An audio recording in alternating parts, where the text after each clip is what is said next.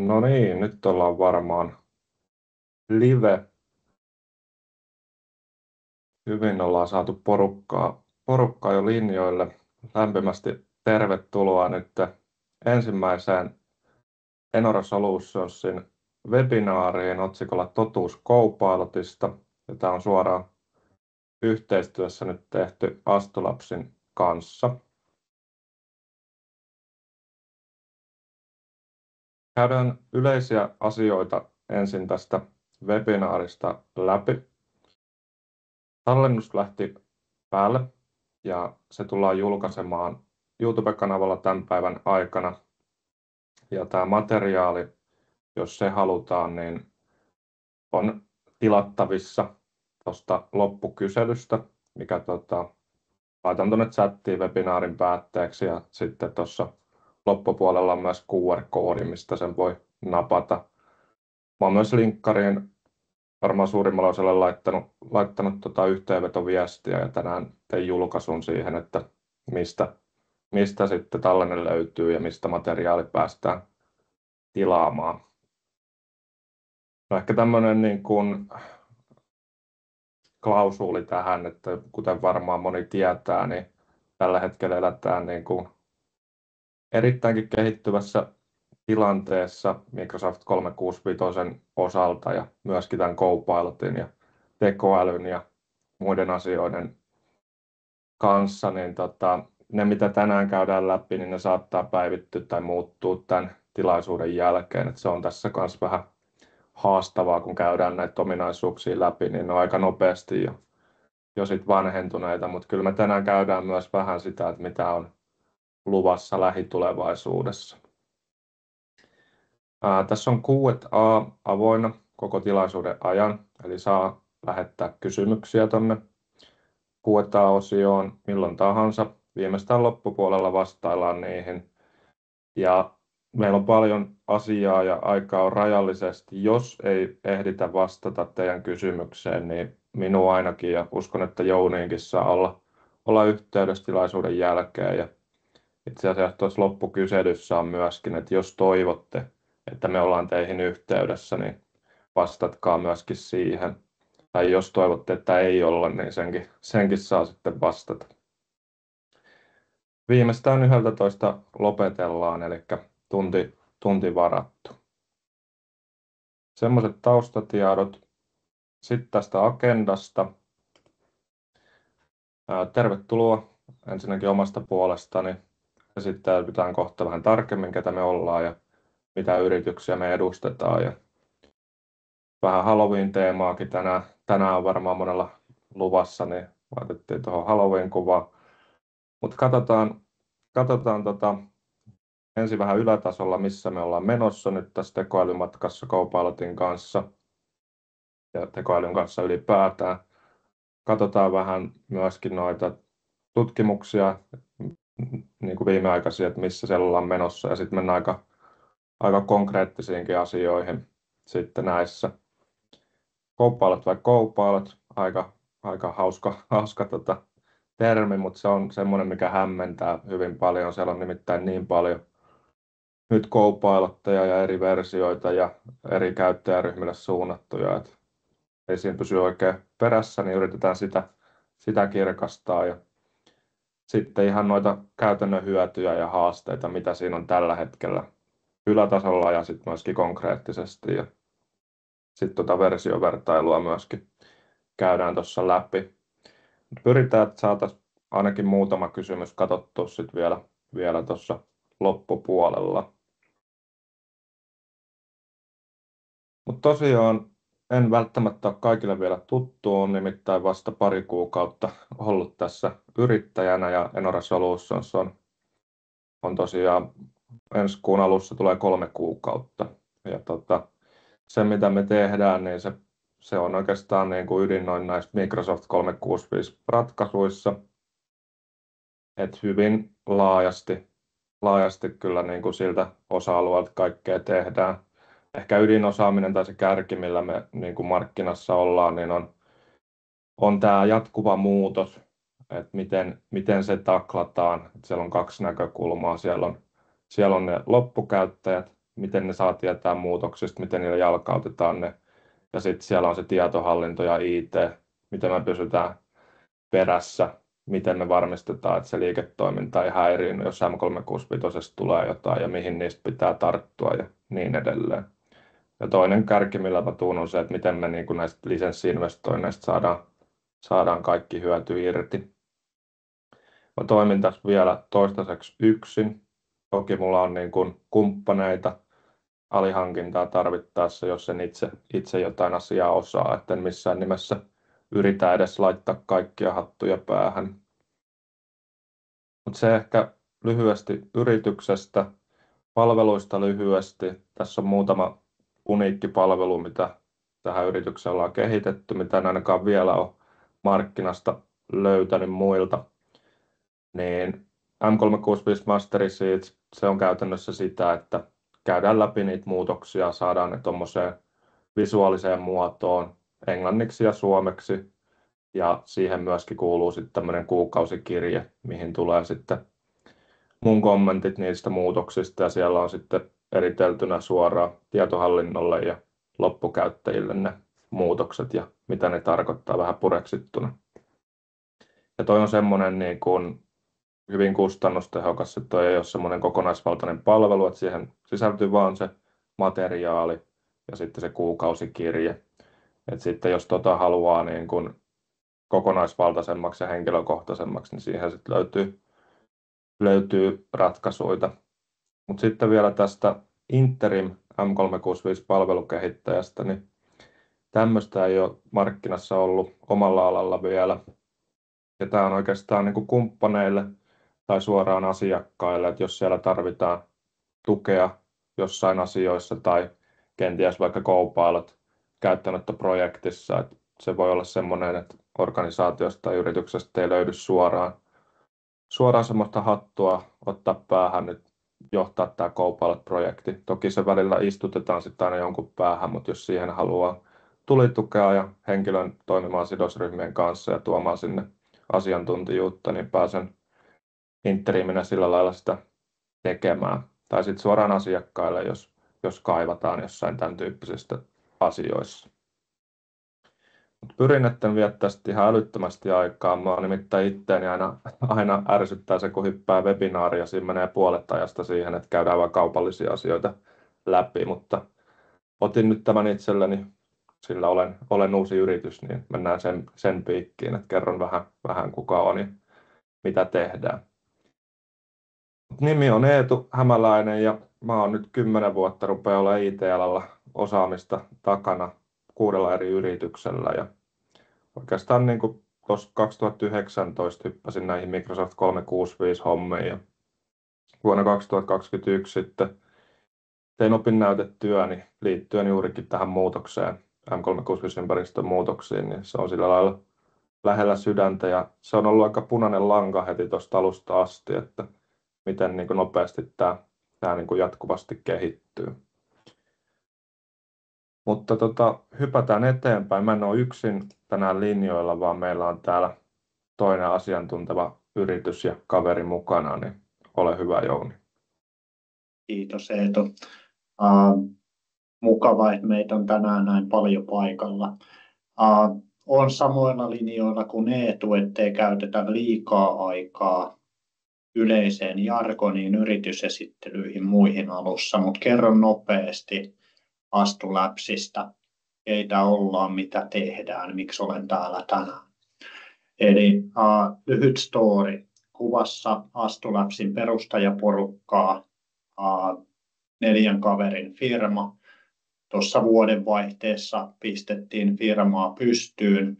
Mennään tekoälykärki edellä, mutta tehdään pikkasen toisesta kulmasta kuin mitä ehkä monet muut alalla toimijat.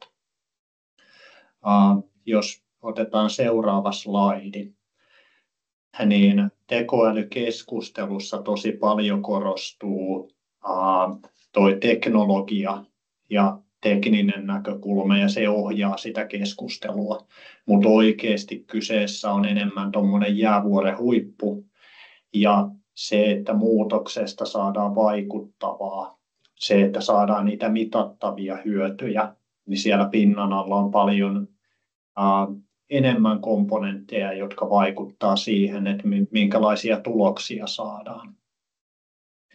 Ja tämä on se, mitä me on lähdetty ratkomaan Astulabsin kanssa. Eli käytännössä pyritään sillä lailla nivomaan sitä tekoälyä osaksi yrityksen arkea ja toimintaa sillä lailla, että saadaan esimerkiksi strategia ja prosessit mukaan siihen tekemiseen. Jos mennään seuraavalle slaidille. Eli lyhyesti siitä, että mitä me sitten käytännössä tehdään. Eli tuossa sanoin aikaisemmin, niin nimenomaan pyritään siihen muutoksen vaikuttavuuteen tekoälyn avulla. Ja me nähdään käytännössä niin kuin 4 tämmöisen, miten sen sanoisi, kivijalan kautta.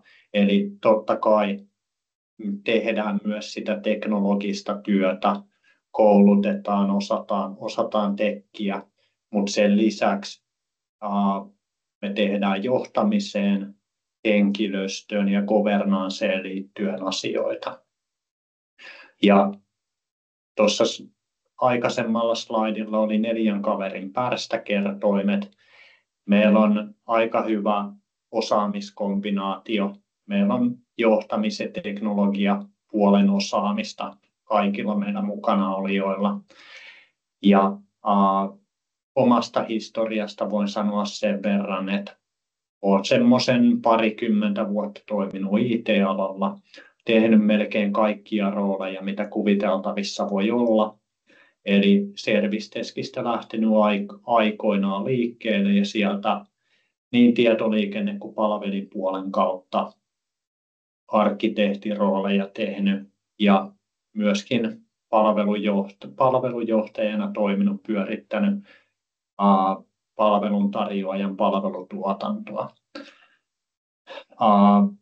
Koska pyrin oppimaan uusia asioita, asiat kiinnostaa näin insinööriluonteisena ihmisenä, tykkään heittäytyä epämukavuusalueelle, niin viimeisten vuosien aikana laajentanut osaamista myös tuonne johtamisen puolelle. Eli ei ole lainkaan vierasala. Esimerkiksi tuo valmentava johtaminen, nämä eri viitekehykset, mitä tuolla oikealla puolella on mainittuna, niin ennen Astulabsia elämästä myös hyvin tuttuja. Mutta se lyhyesti, sen verran buffaan vielä häikäilemättä itseäni, sama pätee varmasti Eetuun, niin jos olen uusi tuttavuus, niin käykää ihmeessä webinaarin jälkeen verkostoitumassa LinkedInissä, se olisi erittäin toivottavaa. Yes, mutta hypätään asiaan. Niin missä mennään nyt sitten tekoälyn kanssa ja sitten Copilotin kanssa, niin lähdetään liikenteeseen. Jes, mä nappaan tästä koppia. Yksi suosikkiaihe, mistä tosi paljon jutellaan, tai semmoinen, sanotaan, että aika kärkevä väite, eli tekoälyä monesti on verrattu esimerkiksi teollistumiseen ja internetin saapumiseen laajemmin saataville. No, mun pitää sanoa, että aika näyttää, mikä se muutoksen niin kuin kokonaislaajuus on. Mutta tällä hetkellä jo voi sanoa, että se on asiantuntijatyön kannalta erittäin merkittävä. Eli vaikka teknologinen kehitys tekoäly ja isojen laajojen kielimallien osalta pysähtyisi tänään, niin vaikutukset asiantuntijatyöhön tulee jatkumaan vielä useamman vuoden ajan. Eli nyt käytännössä teknologia tarjoaa enemmän mahdollisuuksia kuin mitä me tänä päivänä hyödynnetään monissa organisaatioissa. Tämä tulee haastamaan asiantuntijatyötä, asettamaan ihan uusia osaamisvaatimuksia niin yksilö- kuin organisaatiotasolla. No, realiteettihan on kuitenkin se, että tuo kehitys ei pysähdy tähän. Eli muutosnopeus on aivan valtava ja se on yksi osasyy, minkä takia tänään ollaan juttelemassa aiheesta. Eli jos mä vaikka henkilökohtaisesti vertaan Copilotia siihen, mitä se oli vaikka vuoden vaihteessa, tai sanotaan, mitä se oli keväällä, niin siinä on ihan valtavia kyvykkyysmuutoksia. Ne tuntuu tosi semmoisilta, niin kuin jos mä vertaan eiliseen, niin lyhyellä aikavälillä ei välttämättä niin merkittäviä, mutta puolen vuoden aikavälillä niin todella suuria kehitysaskeleita. Kyllä, ja saa nähdä mihin tämä on nyt sitten, jos se vauhti on tämä, niin ei varmaan osata vielä edes kuvitella, mitä se on sitten muutamien vuosien päästä. Tämä on erittäin hyvä pointti, tai siis mä allekirjoitan täysin, että on ihan mahdoton sanoa, mitä kyvykkyyksiä vaikkapa 2 vuoden päästä on tarjolla, koska se, että on mahdoton sanoa, mitä esimerkiksi alkukeväästä on tarjolla. Kyllä. Tosi vaikea kuvitella, mikä se lopputulema tulee olemaan. Jep. Mut katsotaan vähän tekoälyä yleisesti. Tässä on käytetty muutamaa eri julkista tutkimusta ja sitten myöskin tässä on Astulabsin oma niin kuin kyselydata ollut mukana. Ja täytyy semmoinen sanoa tähän, että nyt ei ole käytetty Microsoftin Trend Index-raporttia. Toki nekin on hyviä, mutta nyt ollaan kokeiltu ottaa vähän muutakin ja katsoa, mitä ne sanoo. No, tämä on varmaan aika niin kuin arvattavissakin, että yrityksistä organisaatioista suurin osa käyttää tekoälyä vähintään yhdessä liiketoimintafunktiossa. Eli sieltä on vähintään yhteen jo otettu sitä käyttöön. No, kuluttajat sekä yritykset käyttää generatiivista tekoälyä voimakkaasti ja 95% ammattilaisista sanoo, että kotona tai töissä käytetään. Että se rupeaa olemaan aika pieni määrä, joka ei mitään tekoälysovellusta enää tänä päivänä käytä.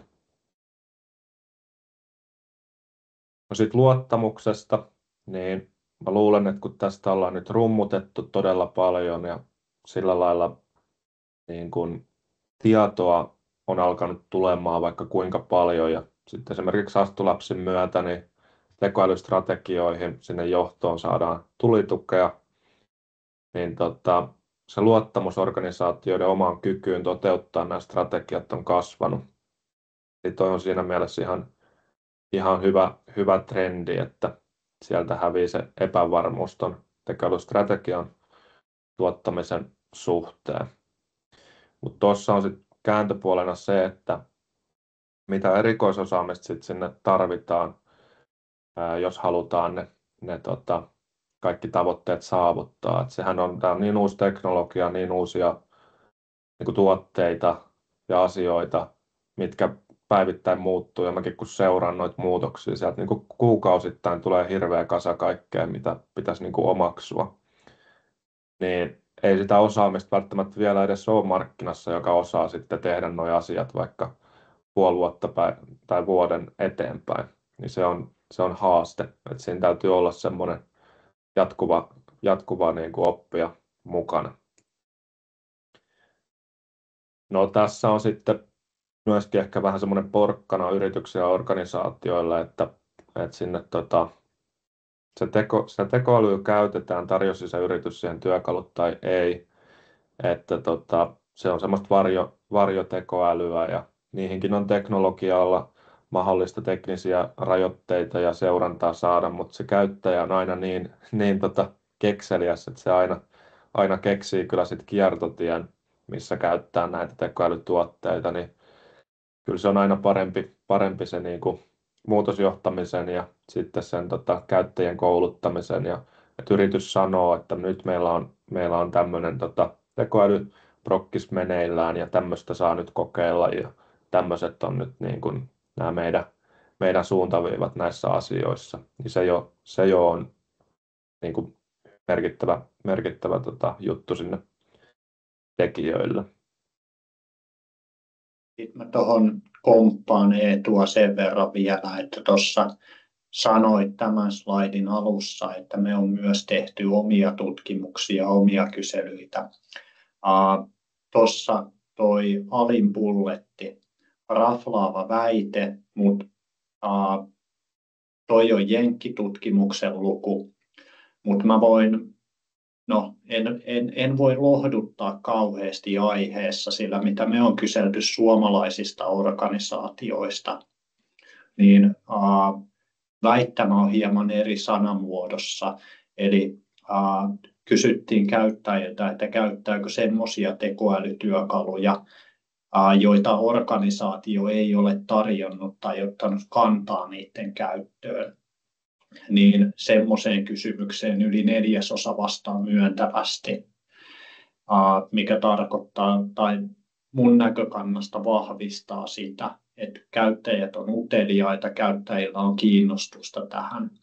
Ja jos organisaatio työntää lainausmerkeissä pään hiekkaan, niin jäädään odottamaan sitä, että kehitellään omaa kantaa vasta, niin kentällä käyttöä tapahtuu jo.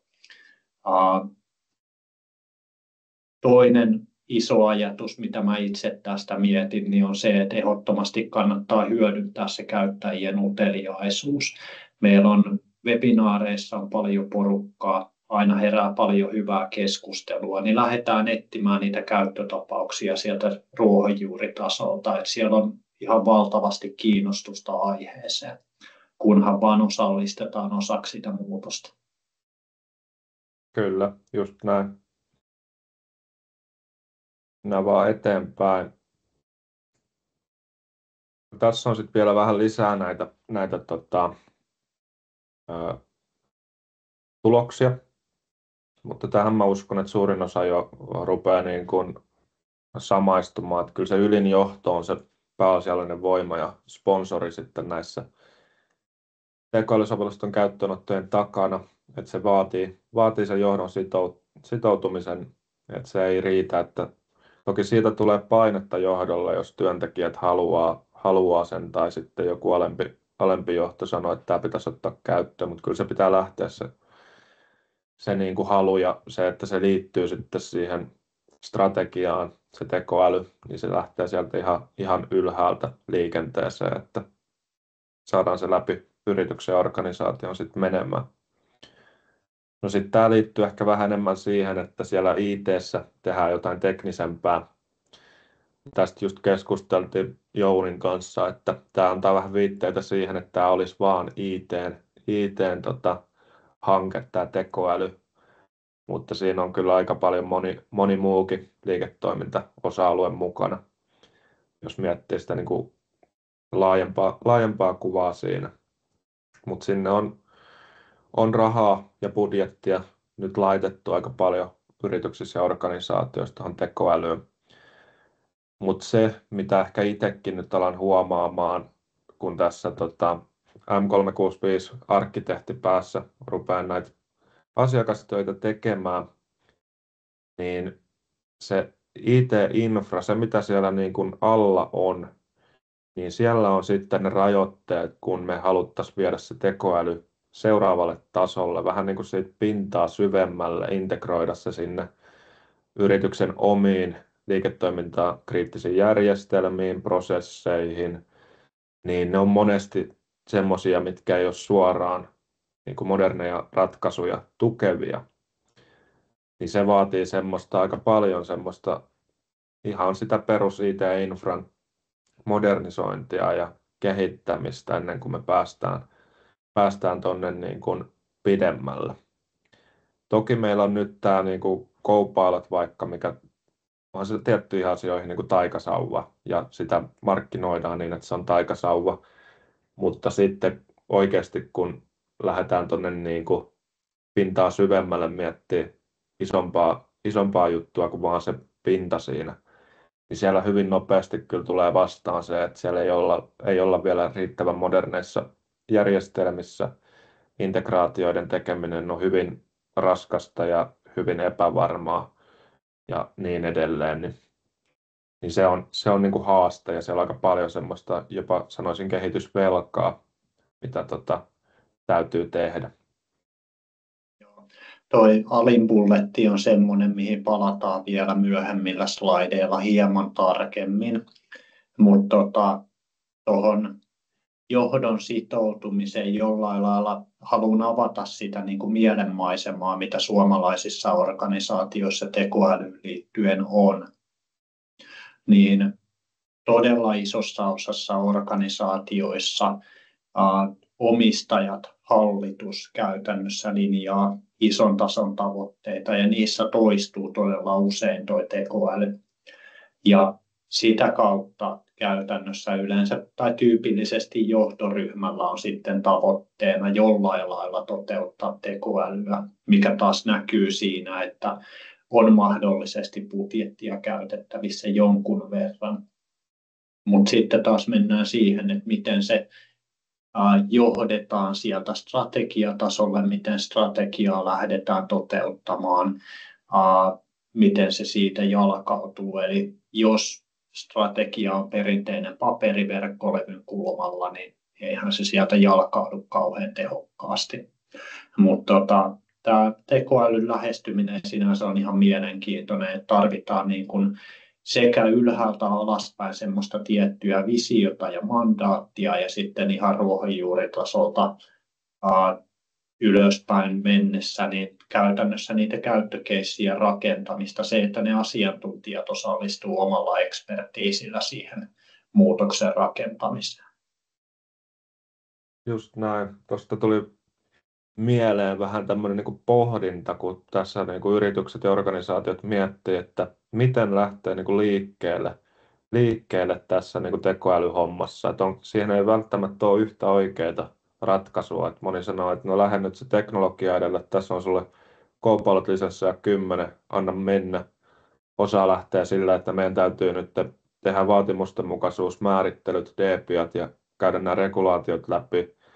Tehdään hallitusti, mietitään strategiaa ja sitten toisilla se on niin kuin ihan, saattaa olla molempia samaan aikaan tai ihan sekaisin kaikkeen. Niin mitä sulla, Jouni, on tuohon näkemykset, että onko yhtä oikeaa tapaa lähteä niin kuin tekoälymatkalle? Kiitos erinomaisesta kysymyksestä. Tämä on meidän Astulabsin yhtä ydinliiketoimintaa, että mitä me tehdään, mikä on meidän ydinosaamista. Eli sanoin tuossa aikaisemmin, että me varmistetaan muutoksen vaikuttavuutta, niin meillä on tiettyjä hallintamalleja, millä saadaan esimerkiksi tekoäly määrämuotoiseksi, mitattavaksi ja edistetään eri niin kuin tasoilla samanaikaisesti. Siellä on tietty roadmap-ajattelu, missä on tiettyjä pohjarakenteita, pitää toki olla paikallaan, mutta myöskin pitää kyetä niin kuin luomaan käyttökeissejä, vaalimaan sitä osaamista, hankkimaan ja kouluttamaan osaamista henkilöstöille, mutta myöskin sitten esimerkiksi prosessitasolla on paljon asioita, mitä tekoälyn avulla pystytään tekemään fiksummin. Ei välttämättä kannata tuottaa samaa raporttia nopeammin, jos sitä raporttia ei tarvita ensitilassa laisinkaan. Niin tehdään tämmöistä kokonaisvaltaista lähestymistä, ja tämä on se, mitä mä huomaan arjessa tosi paljon, että on helppo hankkia lisenssi, ja sitten lisenssihankinnan jälkeen pilotoidaan vuosi, ja vuoden päästä katsotaan, että mitään ei muuttunut. Niin kyllä se vaatii kokonaisvaltaisen lähestymisen, jos halutaan oikeasti vaikuttava muutos. Tämä on se, mistä meiltä saa apua, jos tunnistaa piston sydämessä tai haluaa muuten vain jutella lisää, niin mä mielelläni juttelen aiheesta webinaarin ulkopuolella myöskin, mutta vaatii semmoista määrämuotoista lähestymistä. Yes. Joo, tuossa ihan vahingossa vissiin osuttiin suoraan niin kuin siihen Astulabsin ydin tekemiseen, niin juurikin toi dilemma, mikä nyt monella voi olla. Mut hypätään sitten Copilottiin. Tämä on ollut semmoinen sana, mitä on varmaan viimeisen 2 vuoden aikana muutaman kerran itsekin tullut sanottua. Ja ollut siitä ihan alkuajoista mukana jo ennen kuin se oli julkisesti saatavilla.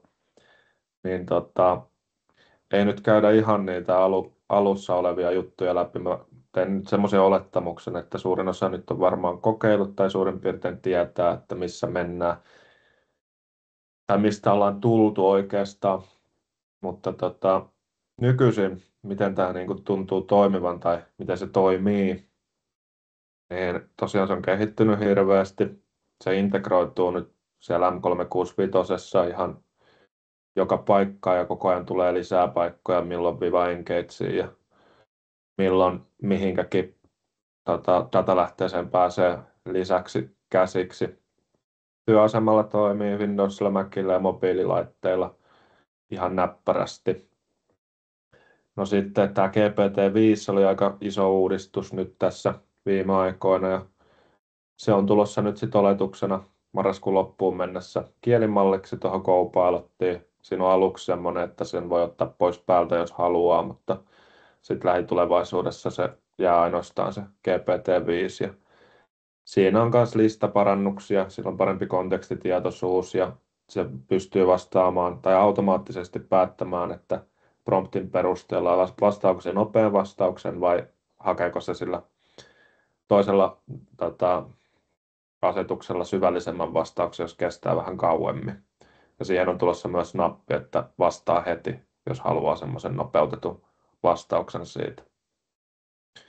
No sitten kuuma peruna on ollut varmaan viimeisen vuoden nämä agentit.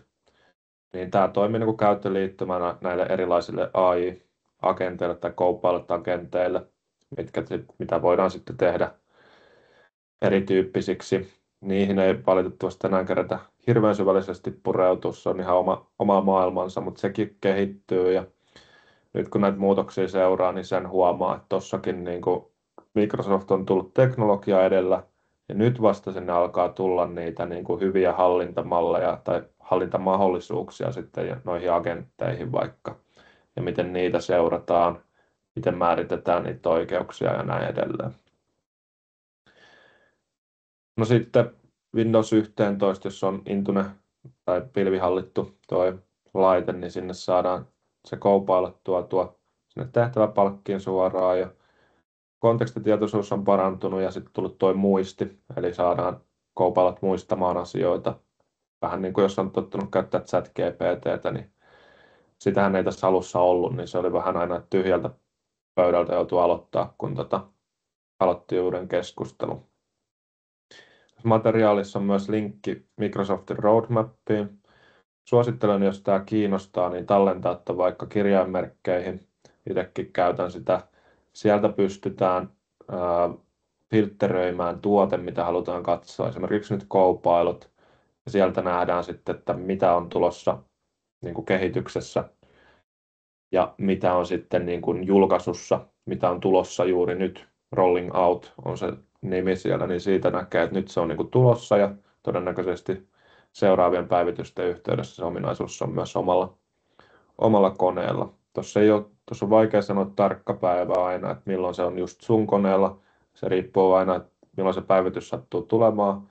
Ja ne voi olla myös ympäristökohtaisia, että kaveriorganisaatiossa on jo tuo ominaisuus, mutta meillä ei. Niin siinä voi aina mennä hetki. Eli se ei ole aina 100% varma, milloin se saapuu se ominaisuus. Tähän äskeiseen vielä pienenä täkynä annan sen, että käykää katsomassa ihan mielenkiinnosta, mitä teillä tuolla Copilotin muistista löytyy. Ja syöttäkää sinne semmoisia niin kuin oman työn kannalta merkityksellisiä tietoja ylös.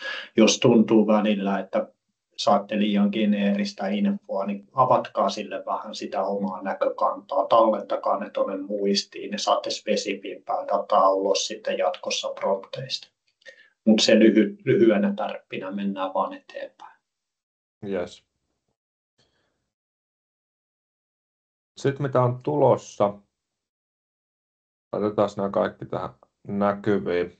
Tämä oli semmoinen, mistä itse jo vähän kanssa innostuin.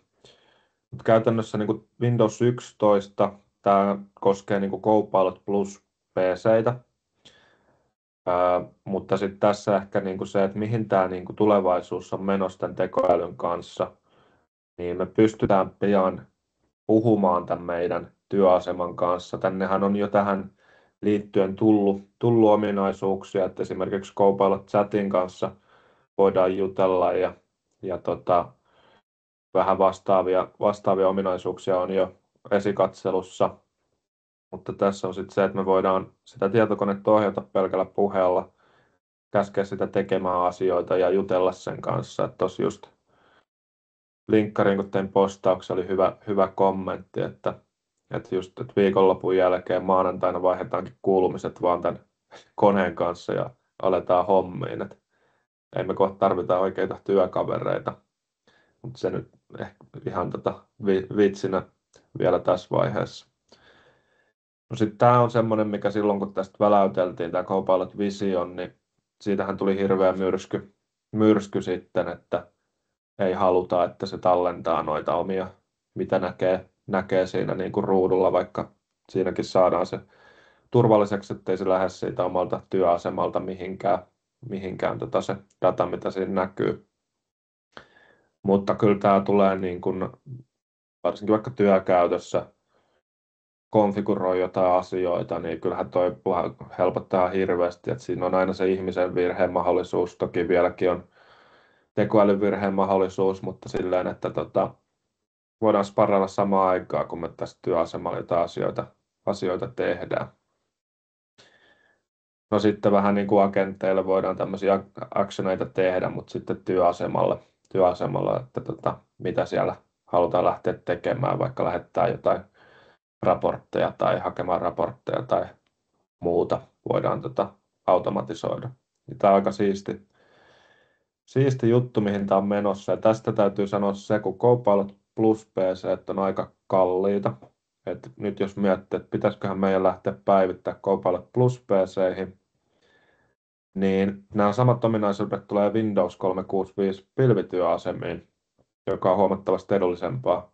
Jos teillä on nyt hyvät läppärit ja teillä on varastossa vaikka, tai tukkurilla on varastossa semmoisia, missä ei ole vielä Copilot Plus-ominaisuuksia, ja halusit niitä päästä kokeilemaan, niin ihan perusläppärillä pääsee sitten tuonne Windows 365 PC:lle, missä sitten näitä pystyy myös kokeilemaan. Nämä ei ole vielä saatavilla. Tämä oli vähän tämmöinen teaseri, mitä sinne on tulossa, ja näistä tullaan sitten lisää tietoa kertoa tuossa Microsoftin Ignite-tapahtumassa ensi kuussa. Mä oon itse asiassa itse menossa sinne paikan päällekin ekaa kertaa, niin mielenkiinnolla kyllä odotan, ja jos sieltä jopa saisi vähän semmoista kristallipalloa, mitä se vaikka vuoden päästä voisi olla. Tässä on jo pieni maistiaine näistä jutuista.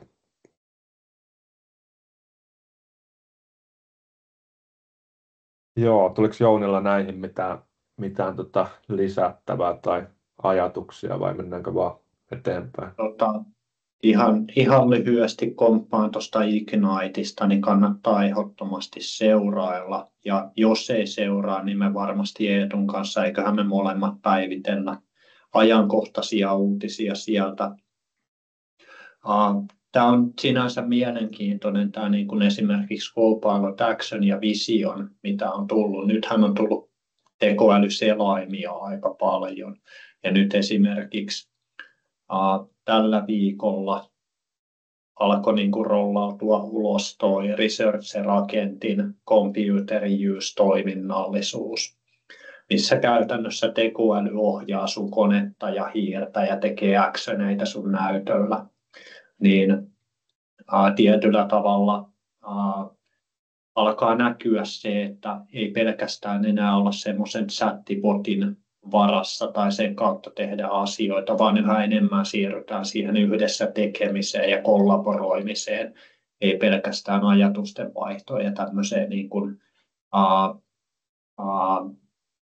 keskusteluun tekoälyn kanssa. Mutta mennään vaan eteenpäin. Joo.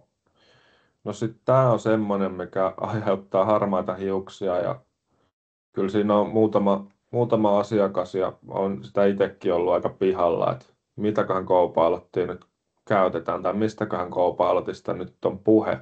Siellä on niin paljon eri versioita siitä, niin sitä nyt vähän yritetään avata. Ja tässä on nyt tämmöinen pizzalautanen, missä näkyy nyt sitten noita eri osa-alueita, mitä tähän niin kuin, ja tässä oikeastaan on niin kuin työkäyttöön suurin osa näistä suunnattu. Ja tässä pizzalistassa niin se, mihin me niin kuin normaalisti tai ehkä niin kuin yleisimmin keskitytään ja on se näkyvin erityisesti nyt sitten tavallisille loppukäyttäjä on tämä Modern Workin Copilot, ja täällä on nämä Office-sovellukset ja se perus Copilot-chatti, mitä näissä käytetään, niin se on se kaikista tutuin ehkä tällä hetkellä. Mutta tässä on niin paljon myös muita osa-alueita täällä, ja niihin on osaan oma lisenssointi, niin se on hyvin vaikeaa aina ymmärtää, että mikä kuuluu siihen peruslisenssiin. Mutta jos aletaan käymään läpi, niin se idea tässä vielä on tämä otsikon mukainen, eli että meillä on yksi Copilot-brändi, jonka alla on sitten hirveästi näitä eri tuotteita. Ja tavoitteenahan Microsoftilla on niin kuin yhtenäistää tätä vielä entuudestaan, mutta ihan ensin se, mikä niin kuin monesti mullekin tullaan kysymään, niin kuin kuluttajille on suunnattu samalla nimellä Microsoft Copilot ja samannäköinen logo. Joissain esimerkiksi sovelluksissa näkyy, sit kun se on työkäyttöön suunnattu, niin M365 tuossa alakulmassa. Ja sitten se huomaa, että yksityiskäyttöiseen Copilottiin sä et voi kirjautua sähköpostilla, että se ei onnistu. Mutta sitten jos vaikka selaimessa käyttää sitä Edgen sivupalkkia, niin sitä ei aina huomaa, että onko se nyt sitten työkäyttöinen vai yksityiskäyttöinen. Siellä mun vinkki on, että siellä on semmoinen kilvenkuva, jos se olet kirjautuneena sisään ja on työkäyttöinen, niin siellä on kilvenkuva ja sen päälle kuvia hiiren. Siinä lukee, että siinä on Enterprise Data Protection mukana, jolloin tietää, että se on niin kuin suojatumpi se chatti. Sitten jos on toi täysverinen Copilot-lisenssi, niin sitten siellä näkyy työpuoli ja verkkopuoli erikseen. Eli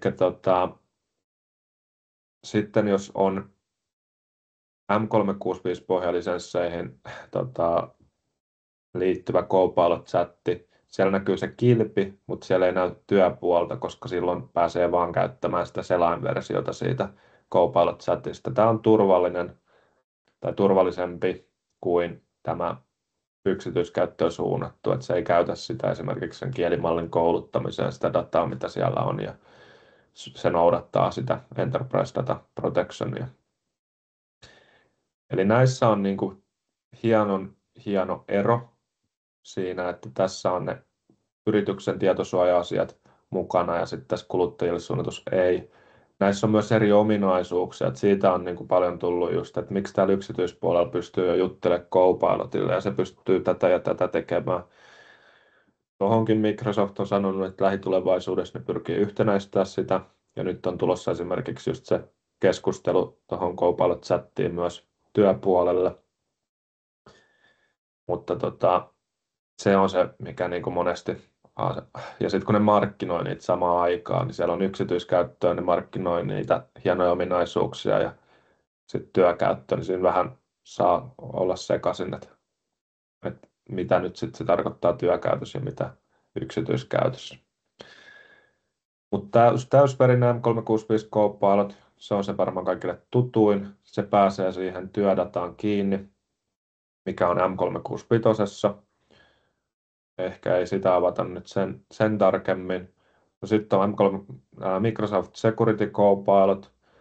Tässä on ollut niinku testejä, mitä on itse kuullut. Ja tämä on enemmän niinku semmoinen assistentti sitten tietoturvakavereille, kun on siellä Defender-portaalissa. Että sieltä saa niinku vaikka analyysiä niistä hälytyksistä, mitä siellä on tullut, ja vähän sparrailtua ja kysellä niinku, suosituksia, toimenpiteitä ja niin edelleen. Tainnut palauta, mitä mä oon tuosta saanut, että se on niin kuin todella tyyris sitten monesti se kulu. Mutta toki mielelläni kuulen, jos se vaikka linjoilla joku nyt on sillä, että tämä on nykyään todella hyvä, niin mielelläni keskustelen. Itse en ole sitä päässyt vielä testailemaan tai näkemään käytännössä niin tarkalla tasolla. GitHub Copilot, no erityisesti koodaamiseen suunnattu ja kehittäjille tukee sitä koodiformaattia ja on siinä niin kuin apuna näin lyhkäisyydessään. Copilot Studio, agenttien alusta, missä voidaan rakentaa semmoisia täysverisiä agentteja kattavilla ominaisuuksilla. ja oma lisenssointi sielläkin. Power Platform Copilotti. Sitten jos näitä Power Appseja, Power Automateja rakennellaan, niin siellä on myöskin Copilot, millä voidaan kysyä jeesiä, auttaa sen rakentamisessa. Ja Power BI:hin on omaa Copilottia, se on tämmöinen niminen kuin Fabric Copilot for Power BI. Sielläkin on ilmaisversio Copilotista, jos on se lisenssi. Sillä ei kovin pitkälle pysty asioita tekemään. Toi Fabricin Copilot, se perustuu semmoiseen käyttöperusteiseen laskutukseen. Siinä on oma malli myöskin. No sitten Dynamics 365 Copilot, niin täällä on myös tuotteita. Copilot for Sales esimerkiksi tai Copilot for Service, että saadaan noihin mukaan. Eli ihan valtava määrä näitä. Vielä ei ole niin kuin vain yhtä Copilottia, vaan täällä on niin kuin yksi Copilot-brändi, ja se on se, mihin Microsoft tällä hetkellä on menossa. Ja tältä se niin kuin tällä hetkellä näyttää se lista. Et ehkä niin kuin tavalliselle käyttäjälle nämä 3 ylintä on ne niin kuin selkeimmät sisäistää. Kuluttajille se on niin kuin yksityiskäyttöön suunnattu. Sitten se perus niin sanottu ilmainen Copilotti, mikä sisältyy M365-lisenssiin. Tästä on muuten hyvä lähteä liikkeelle, jos ei ole vielä mitään tekoälyä tai Copilottia yrityksessä, niin tämä on ilmainen. Sitä voi lähteä markkinoimaan ja se on turvallinen käyttää. Ja sitten on tämä täysvärinen Copilot. Mennään eteenpäin. Aika rientää, niin haluatko Jouni käydä vähän läpi vielä nämä kolme Joo, suosittua? kiitos mielellään. Hyvin lyhyesti. Tämä on tosiaan aihe, mistä joka ikisessä koulutuksessa kysellään, joka ikisellä kurssilla, mitä olen vetänyt, herättää keskustelua. Palatkaa tälle slaidille noiden materiaalien yhteydessä, jos mietityttää näiden erot. Käytännössä vasemmalla puolella tuo maksullinen erillislisenssi, keskellä on tuo M365-lisenssien kyljessä tuleva Copilot-sätti ja sitten tuo kuluttajapuoli. Näistä käytännössä, jos yksi asia pitäisi nyt tästä palaverista ottaa mukaan, niin älkää kuluttajapuolelle pistäkö noita työjuttuja. Siellä on esimerkiksi noissa datan käsittelyyn liittyvissä asioissa eroja, minkä takia työdataa sinne ei tulisi siirtää. Mutta muut kysymykset niin käytännössä varmasti tämän taulukon avulla teille aukeaa. Mennään vaan eteenpäin. Ja ideologiaakin Eetu tuossa avasi jo aika hyvin, eli Microsoftilla näkyy tosi vahva pyrkimys tuohon yhteen Copilot-brändiin. Miten se toteutuu tänä päivänä valitettavasti vielä paikoin vaihtelevasti, eli esimerkiksi Excelissä, Wordissa, PowerPointissa niin saattaa olla hieman eri toiminnallisuuksia. Napit voi näyttää hieman erilaisilta, eli se tiimin kädenjälki näkyy siinä, mutta suunta on ehdottomasti parempi.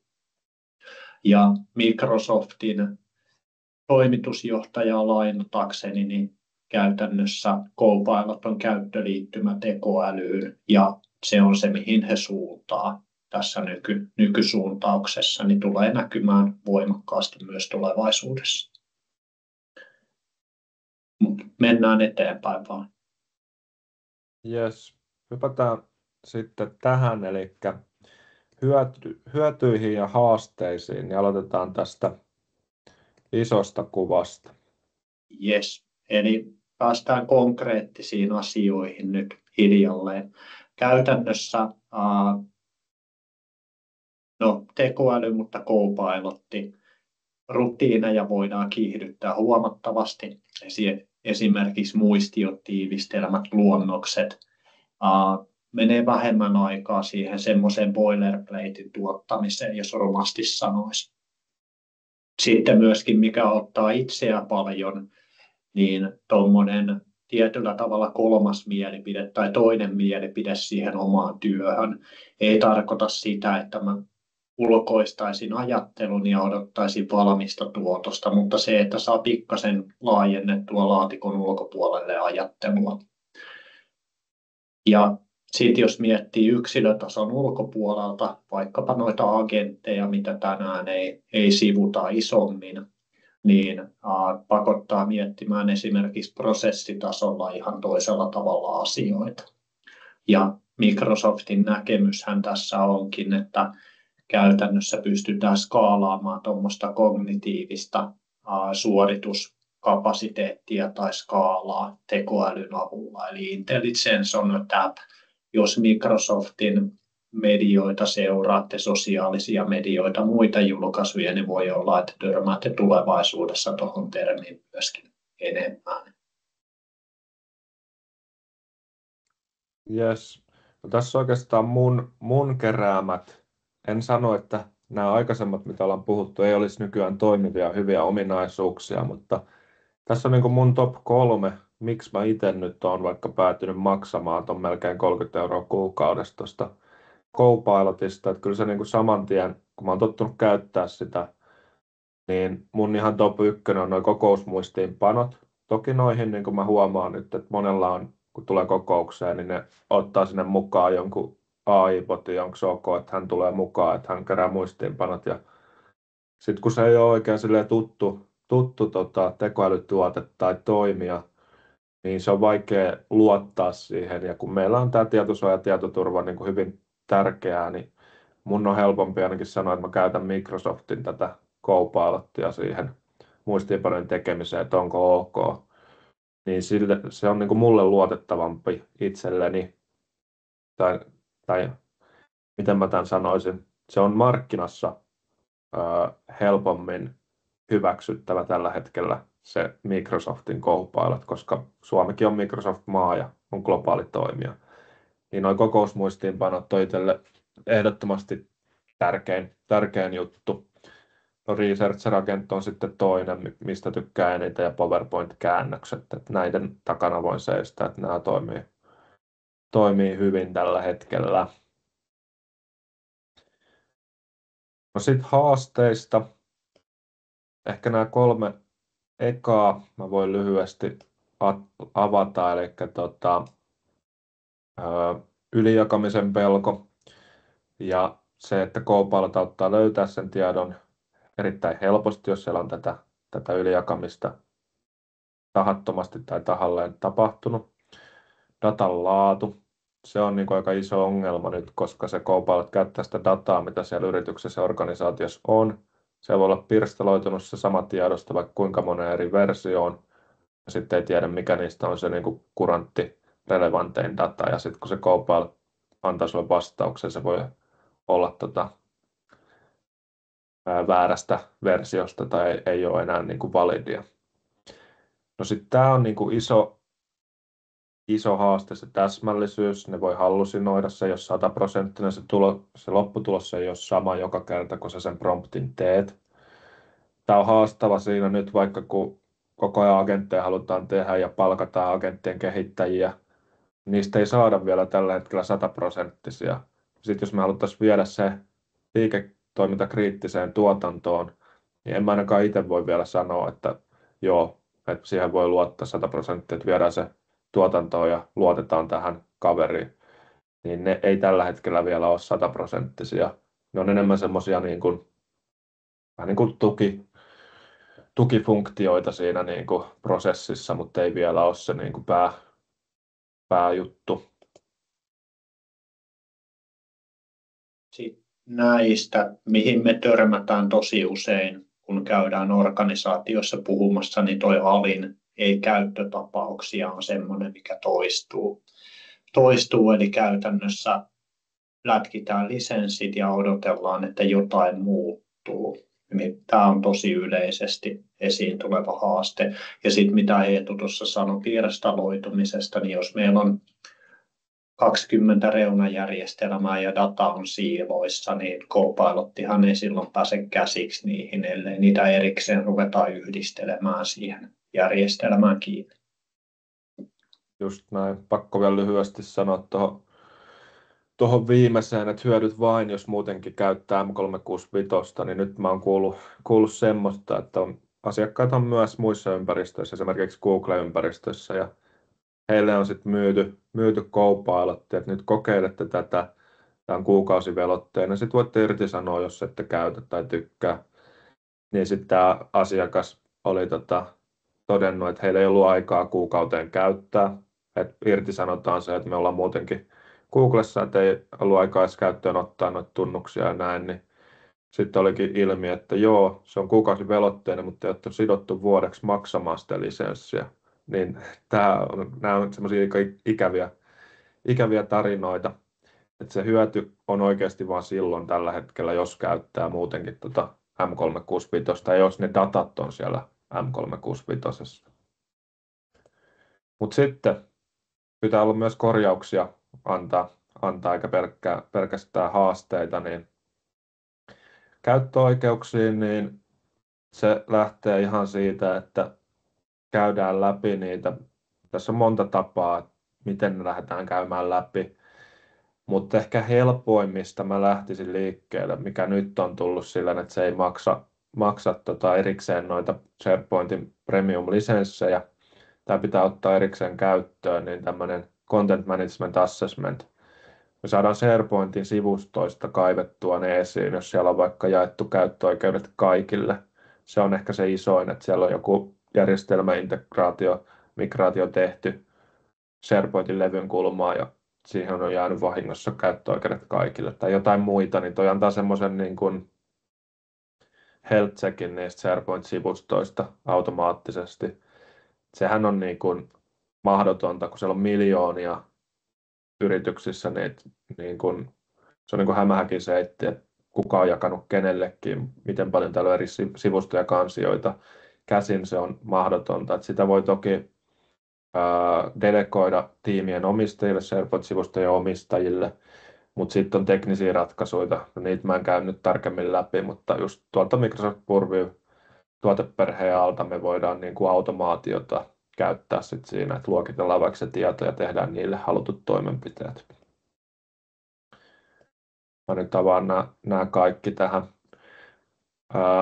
No just esimerkkinä sitten se, että se data ei ole hyvää, niin siihenkin voidaan käyttää sitten teknisiä ratkaisuja, mutta kyllä se lähtee just sit niistä prosessien kehittämisistä. Tehdään se yksi tiedosto, käytetään yhtä tiedostoa, eikä niin, että tehdään monta kopiota siitä, poistetaan se vanha data, tehdään sinne politiikat, että se oikeasti poistuu se vanha data, siinäkin on regulaatiot, että se ei saa säilyä siellä tiettyä määrää kauemmin, että ei yli 10 vuoden dataa ole enää järkevää antaa edes Copilotille. Haluatko Jouni vielä lyhyesti sanoa? Mennään tämän jälkeen itse asiassa suoraan, hypätään sitten kysymyksiin. Mennään vaan kysymyksiin tämän jälkeen. Lyhyesti tuosta täsmällisyydestä. Toi ihmisen rooli tulee korostumaan tässä kysymyksessä. Osittainhan tuo täsmällisyysongelma ratkeaa lähtödataa parantamalla ja sillä tehtävärajauksella ja lähtödatan rajaamisella huomattava merkitys lopputulokseen. Mutta mitä me esimerkiksi asiakkaille aina korostetaan, niin on se, että vaikka tekoäly tuottaa sen tuotoksen, niin silti ihminen on vastuussa siitä tuotoksesta. Eli tuossa sanoit tai oli puhetta, että ei välttämättä uskalleta suoraan asiakasrajapintaan julkaista jotain puhtaasti tekoäly niin kuin livenä antamaa vastausta. Niin pitää miettiä sitä, että mikä on semmoinen kriittinen piste, missä tarvitaan ihminen tänä päivänä vielä väliin käyttämään sitä omaa tämmöistä tuomitsemiskykyä siitä, että mennäänkö tällä eteenpäin vai eikö mennä. Niin tämä korostuu. Ja käyttötapauksessa toi kokeileva ja oppiva kulttuuri, se, että henkilöstö uskaltaa kokeilla, jaetaan käyttötapauksia ja ei piilotella niitä epäonnistuneita kokeiluja, koska ne on ne, mistä opitaan oikeasti asioita. Yes. Aika meinas loppua kesken. Nyt jos teillä alkaa seuraavat, niin emme pidättele kauempaa, mutta se mitä mä arvostaisin hirveästi ja Jouni, että tässä on QR-koodi ja mä laitan tuohon chattiin vielä linkin tuohon palautekyselyyn. Käykää vastaamassa siihen, sieltä voitte tilata tämän materiaalin ja sitten jos teille toivotte, että ollaan yhteydessä tai on toive vaikka seuraava webinaari aiheesta, niin voi hyvin olla, että me kenties Jounin kanssa vielä lähitulevaisuudessa tehdään seuraava webinaari, niin sinne saa ehdottaa aiheita. Ja muutenkin toivon palauttekyselyyn vastaamista. Mutta me kiitämme tässä kohtaa, mutta otetaan kun luvattiin, niin ainakin muutama kysymys vielä. Mä ainakin pystyn olemaan sen verran. Niin tuossa oli, jos mä otan vaikka tuon ensimmäisen, oli tullut tuosta Copilot-chat-versiosta kysymys. Olen siinä ymmärryksessä, että siinä kuitenkin Copilotin data pysyy organisaation sisällä, eli jos lataat sille vaikka jonkun työdokumentin, niin se pysyy organisaation sisällä. Vai onko näin? Eli työkäytössä turvallisempi kuin kuluttaja Copilot. Kyllä, se on just näin. Eli kun käyttää M365 Copilot-chattia ja siellä on se työpuoli, se on kaikista turvallisin silloin juuri varsinkin, kun siinä ei ole web-content mukana. Siinä on teoreettinen riski silloin, jos käyttää sitä, että se rikastaa verkosta, se hakee Bingin hakukoneelta palasia siitä promptista, se ei välitä mitään, mistä tenantista ympäristöstä se on kiinni. Se toimii niin, että se ottaa sit palasia siitä promptista, jolla se lähtee rikastamaan sitä sieltä Bingin hakukoneelta. Ja jos siinä promptissa sattuu olla jotain sensitiivistä, niin se on teoreettinen riski. Mutta se on niin aika pieni, mutta mitä itse olen huomannut, niin aika monessa organisaatiossa ja yrityksessä se on otettu pois käytöstä, että työpuolella ei voi käyttää verkkolähteitä, niin silloin se on 100% turvallisuus tai niin kuin turvallinen 100%. Mutta toi on sellainen aika miten mä sanoisin, Pandoran lipas, mutta turvallisin on työkäyttöinen ilman verkkoselainta. Yes. Mä voin napata tuosta seuraavaan kysymykseen kiinni. Täällä on kysytty rinnastettu autolla ajamiseen ja ajo-opettajaan. Eli käytännössä uteliaisuutta löytyy monelta ihmiseltä, mutta käyttökokemusta ei niinkään paljoa. Ja nyt kun puhuttiin tuosta Copilot-taikasauvasta, niin kysymys kuului lyhennettynä, että missä me nähdään tällä hetkellä raja Copilotin hyötyjen ja riskien välillä, ja onko enemmän taikasauva vai työkalu, joka vaatii yhtä paljon vastuuta kuin osaamista. Tässä mä palaan tuossa pari minuuttia taaksepäin. Mä puhuin Human in the Loopista.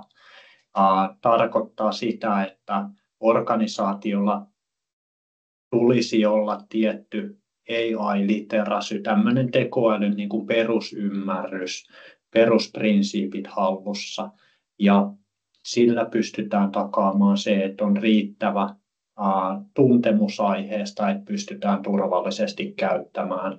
Ja korostan edelleen sitä, että tekoälyn kanssa työskennellessä niin siinä on yhä ihminen, joka vastaa siitä lopputuloksesta.